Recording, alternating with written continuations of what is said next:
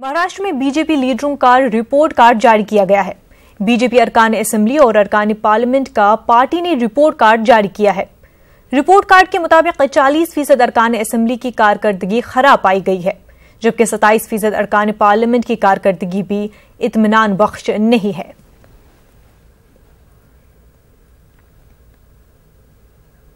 Rafale सौदे पर मोदी हुकूमत सवालों के घेरे में है। इस मामले के साथ साथ मुख्तलिफ मसाइल पर हमारे नुमाइंदे विनीत कुमार ने बीजेपी लीडर मुख्तार अब्बास नकवी से बातचीत की।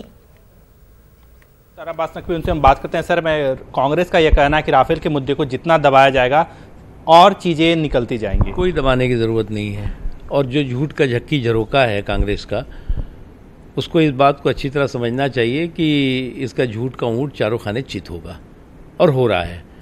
जितनी ये बेवकूफ़ी, जितना ये फेक, जितना ये फ्रस्ट्रेटेड, जितना ये फ्रॉड कहानियाँ किससे बना रहे हैं, उतना कांग्रेस पार्टी एक्सपोज हो रही है। हाँ सर, इसके साथ ही साथ अगर बात करें, राहुल गांधी भी आज वीडियो कॉन्फ्रेंसिंग के थ्रू अपने कार्यकर्ताओं के साथ बात करेंगे। मोदी जी के को कॉपी कर रहे हैं कहीं ना कहीं। देखो, नकल के लिए भी अकल चाहिए। जब आप अकल से पैदल हो तो नकल भी नहीं आपकी काम आती। हाँ सर, इसके साथ ही साथ बात करें सर, अल्पेश ठाकुर जो हैं वो आज सद्भावना उपवास कर रहे हैं, आज फास्ट करेंगे। जिस तरह से गुजरात में उत्तर भारतीयों के ऊपर अटैक हो रहे हैं, उसको लेकर के चोरी और सीनाजोरी। पहले आपने आग लगाने की कोशिश की, पहले आपने माहौल ख़राब करने की कोशिश की, और उपवास कर रहे हैं अब। तो ये चोरी और सीनाजोरी जो है वो बिल्कुल नहीं चलेगी। बहुत कैमरा पर्सन प्रहलाद सिंह के साथ विनीत कुमार, न्यूज़ 18।